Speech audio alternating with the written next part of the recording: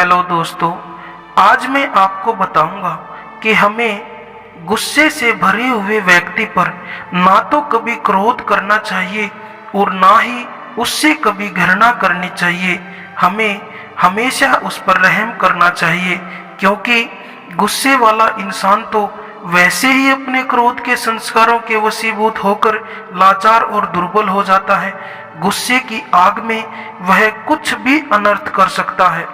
ऐसे आग बबूला हुए व्यक्ति को शांत करने की बजाय अगर हम अपने कठोर शब्दों या तीखे वाक्यों से उसके क्रोध की ज्वाला को और अधिक भड़काते हैं, तो यह हमारी समझदारी नहीं बल्कि हमारी नासमझी और अज्ञानता ही कहलाई जाएगी। अग्नि को केवल जल डालकर ही बुझाया जा सकता है, न कि और अधिक अग्नि या घी डालकर।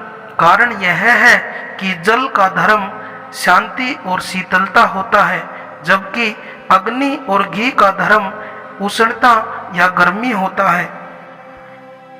घी पीकर तो आदमी में गर्मी आती है, जबकि जल पीकर उसका दिमाग ठंडा हो जाता है। किसी के प्रति सहानुभूति रखना, किसी से प्रेम के दो वचन कहना ही गर्म हुए व्यक्ति पर शीतल जल डालना या उसके क्रोध की आग को बुझाना है। घी की तरह घृणा भाव में भी गर्मी होती है। घृणा से ठंडक कभी पैदा नहीं होती, बल्कि घृणा से तो घृणा, ईर्ष्या जैसे तुच्छ गर्म भाव ही जन्म लेते हैं, जिससे मानव का क्रोध और भी ज्यादा बढ़ जाता है। रहम भाव या दया भाव क्रोधी के जलते हुए दिल या तपते हुए हृदय और भुनते हुए मस्तिष्क को ठंडक पहुंचाते हैं। इसलिए जहां तक हो सके क्रोधी व्यक्ति के प्रति दिल में सहानुभूति, प्रेम तथा दया का भाव मन में रखना चाहिए। लेकिन सच पूछिए तो हम लोगों से व्यवहार में ऐसा बहुत कम हो पाता है। किसी को गुस्सा हुआ देखकर हमें उसके अवगुण और उसकी कमी कमजोरियां ही याद आती हैं, और फिर दूसरे का गुस्सा हमें भी गुस्सा दिला देता है। इस प्रकार गुस्से की समस्या घटने की बजाय और भी ज्यादा बढ़ती चली जाती है, जिसके कारण हमारा और क्रोध की पहल करने वाले व्यक्ति का नुकसान ही होता है। सिवाय इसके कि हम क्रोध करने वाले व्यक्ति के प्रति भी सहानुभूति और स्नेह का भाव या दया भाव बनाए रखें, क्रोध की इस भयंकर समस्या से मुक्ति पाने का और कोई समाधान नहीं है। क्रोध एक छूत के रोग की तरह दिन प्रतिदिन हमारे समाज में बढ़ता जा रहा है। एक व्यक्ति से दूसरे व्यक्ति तक, दूसरे व्यक्ति से तीसरे व्यक्ति तक सबको अपना गुलाम बनाकर कमजोर करता जा रहा है।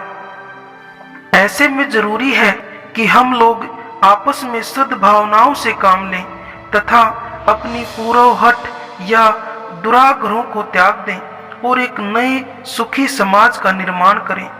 दया, स्नेह और सद्भावना के आभूषण महापुरुषों के जीवन की ही संपत्ति हुआ करते हैं। अगर हम इसको अपने जीवन में अपनाते हैं तो हम भी महापुरुषों की तरह महान बन सकते हैं। किसी भी क्रोधी व्यक्ति के क्रोध को क्षमा कर देना सरल कार्य नहीं है। इसमें हमको दूसरों से तनिक छोटा बनना पड़ता है। दूसरों का क्रोध शांत करने के चक्कर में कभी कभी क्रोधी व्यक्ति के कटु शब्द और अपने अपमान को भी सहना पड़ता है। फिर भी यदि ऐसा विनय भाव धारण करने से अगर हम किसी के मन के क्रोधावेश या तनाव को कुछ कम कर सकते हैं, तो यही हमारे जीवन की सबसे बड़ी सफलता या बहादुरी अथवा महानता समझी जाएगी।